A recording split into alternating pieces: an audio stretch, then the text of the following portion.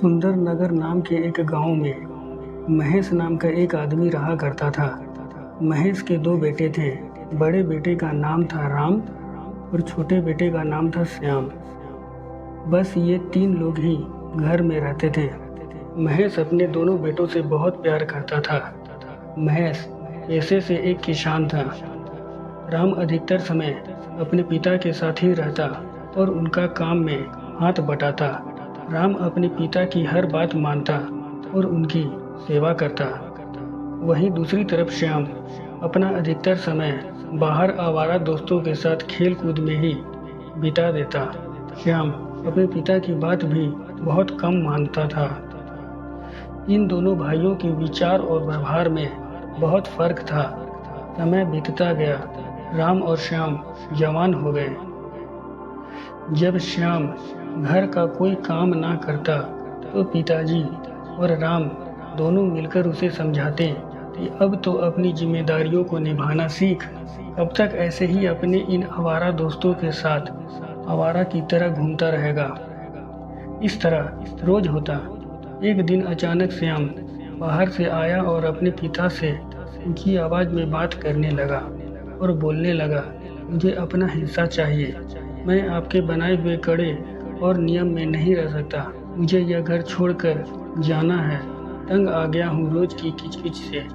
जब देखो ये ना करो वो ना करो और रोज सुनाते रहते हैं। इधर पिता ने श्याम को प्यार से देखा और समझाते हुए कहा, बेटा यह सब तुम्हारा ही तो है। आखिर यहाँ से अलग होकर कहाँ जाओगे, कैसे रहोगे? हम सब एक परिवार हैं। मिलजुल कर रहने में ही हमारी भलाई है। लेकिन श्याम पर अपने पिता की बातों का कोई असर ना हुआ और वो बस अपनी जिद पर अड़ा रहा। इतने में राम गुस्से में बोलता है, जाने दो पिताजी, जाने दो, दे दो इसका हिस्सा। न जाने कैसे लोगों के साथ रहता है। एक दिन जब ठोकर खाएगा तो खुद ही समझ जाएगा और उल्टे पांव यहीं वापस आ जाएगा। पिताजी ने श्याम को उसका हिस्सा दे दिया। श्याम अपना हिस्सा लेकर अब बहुत खुश था।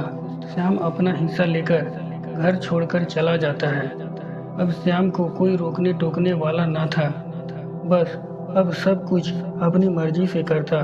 श्याम अपने उन्हीं दोस्तों के साथ मिलकर रहने लगा। उसके दोस्त अच्छे नहीं थे। श्याम शुरू से ही बुरी संगत में था, जिसका नतीजा आज उसके साथ ऐसा हो रहा था। कुछ दिन तक तो सब ठीक चलता रहा, लेकिन एक दिन ऐसा आया जब श्याम के पास सब पैसे खत्म हो चुके थे। श्याम ने सोचा, क्यों ना अब अपने दोस्तों से पैसे लिए जाएं।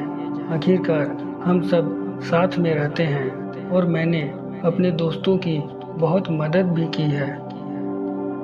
यही सोच लेकर श्याम अपने दोस्तों के पास पैसा मांगने पहुंचा। श्याम के दोस्तों ने श्याम को पैसे देने से मना कर दिया और बहाने मारने लगे।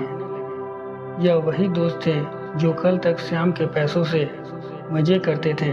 अब श्याम का उन लोगों से पैसे को लेकर बहस हो जाती है। बात इतनी बढ़ जाती है कि सभी श्याम को वहां से मार कर निकाल देते हैं। आखिरकार श्याम उदास मन से मुंह लटकाए वहां से चला जाता है।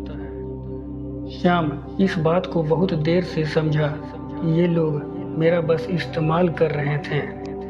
अब जैसे ही पैसा खत्म हुआ तो लात मारकर मुझे घर से निकाल दिया। श्याम के पास खाने के भी पैसे नहीं थे। 2-3 दिन श्याम भिखारियों की तरह इधर उधर भटकता और कोई कुछ दे देता तो खा लेता। इस तरह रूखा सूखा खाकर कहीं कोने में सो जाता। अब श्याम को अपने पिता की याद आने लगी। अपने पिता की कही गई बातों को सोचकर श्याम फूट फूट कर रोने लगा। उसे अपने भाई की नसीहतें याद आने लगी। खुद को श्याम कोसता हुआ कहता है, मैं कितना अज्ञानी था जो इन दोस्तों के बहकावे में आ गया और अपना घर छोड़ दिया। इन दोस्तों ने मेरे दिमाग में ऐसी बातें भर दी कि मैं खुद अच्छे और बुरे में फर्क ही न कर पाया। बस अपनी अज्ञानतावश मैं अपने पिता और भाई की बताई बातों को समझ ही न पाया। श्याम बहुत कमजोर हो गया था। अब उसे अपने किए पर बहुत पछतावा हो रहा था। सोच रहा था कि काश मैं अपने पिता और भाई की बात मान लेता। मैं उन लोगों की बातों को समझ ही नहीं पाया। श्याम की आंखों से पछतावे के रूप में आंसू बाहर निकल रहे थे। अब श्याम अपने घर वापस जाने की सोचता है कि घर जाकर माफ़ी मांग लूँगा। इसी तरह फटेहाल श्याम घर पहुँचता है। श्याम की हालत इतनी खराब थी कि पिताजी और राम जैसे ही श्याम को देखते हैं पहचान ही नहीं पाते कि यह कौन घर में घुस आया है। जब दोनों श्याम के करीब जाते हैं तब पिताजी तुरंत श्याम को गले लगा लेते हैं। श्याम पछतावे के आंसू लिए बिलख बिलख कर रोने लगता है और बोलता है, पिताजी मुझे माफ़ कर दो।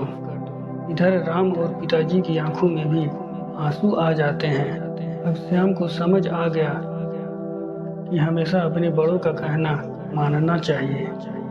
अब सब लोग साथ मिलकर रहने लगे।